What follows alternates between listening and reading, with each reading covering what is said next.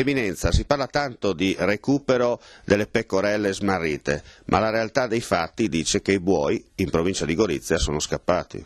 Ma adesso ovviamente io non sono un esperto di questo campo, capisco che c'è un momento di difficoltà, di fatica e quindi è importante intanto non scoraggiarsi, direi non lasciarsi andare in questa situazione anche così non facile, così difficile. Ho usato il termine di trovarci in una situazione un po' di nebbia, dove è difficile anche capire dove andare, ma dove bisogna avere comunque la speranza che c'è il sole. Presidente, siamo di fronte a una evidente Waterloo per quanto riguarda il commercio a Gorizia. Quale sarà la vostra Austerlitz per uscire dalla crisi?